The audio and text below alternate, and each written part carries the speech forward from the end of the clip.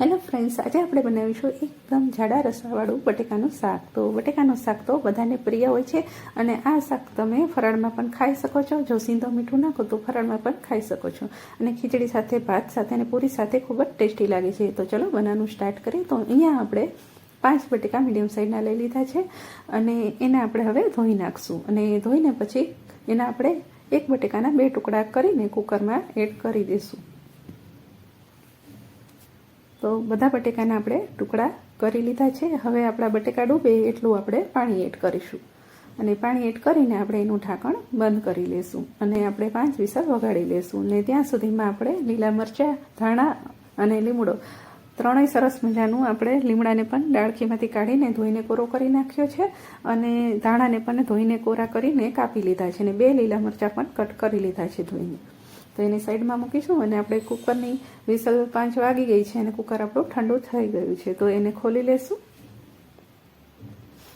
હવે એક બાઉલમાં ઠંડુ પાણી લેશું અને તેની અંદર આપણે બટેકાને નાખી દઈશું અને થોડા ઠંડા થાય પછી આપણે એની છાલ કાઢી લઈશું. તો બધા બટેકાની છાલ આપણે કાઢી લીધી છે અને 4 ટુકડા આપણે સાઈડ પર રાખ્યા છે, તેને આપણે કટ નહીં કરીએ અને બીજા બધા બટેકાને આપણે કટ કરી લઈશું.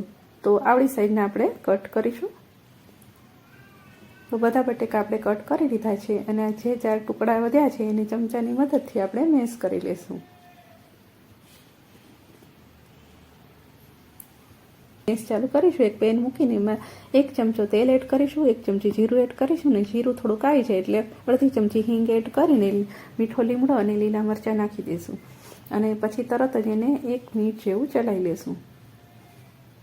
ગેસની ફ્લેમને આપણે એકદમ સ્લો રાખશું એટલે આપણા મરચાં આપણે તળાઈ ના જાય વધારે પડતા.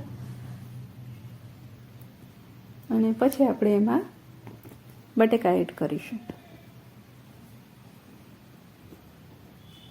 તો અહીંયા આપણે કાપેલા બટેકા જ એડ કરવાના છે. જે આપણે મેશ કર્યા છે એ બટેકા આપણે અત્યારે પર મૂકીશું અને મસાલા કરી લઈશું.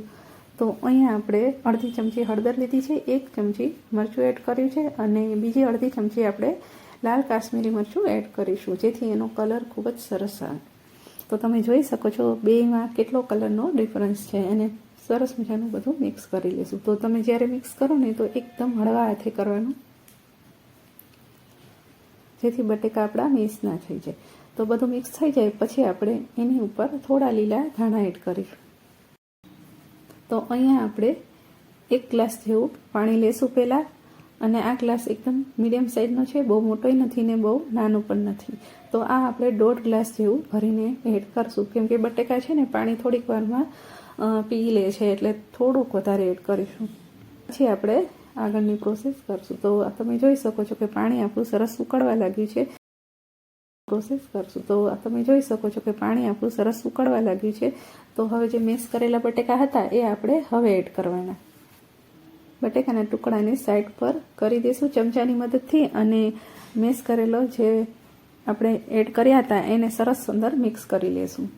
તો મિક્સ થઈ જાય એટલે આપણે એમાં મીઠું જે બાકી હતું આપણે લાસ્ટમાં રાખ્યું હતું એ સ્વાદ અનુસાર એડ કરીશું. તો અહીંયા મેં 1/2 ચમચી જેટલું લીધું છે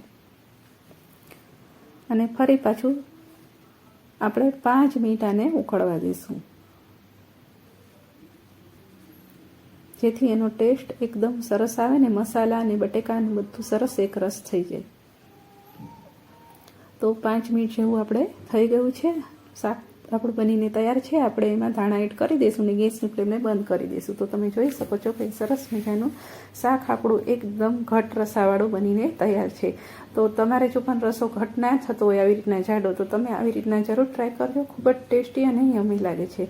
તો આજની મારી આ રેસીપી પસંદ આવી હોય તો વિડીયોને લાઇક કરજો, ચેનલ પર નવા હોય તો સબસ્ક્રાઈબ કરી લેજો અને બેલ આઇકનને દબાવજો નવા રોજ વિડીયો જોવા માટે. તો ફરી મળશું નવી રેસીપી સાથે નેક્સ્ટ વિડીયોમાં.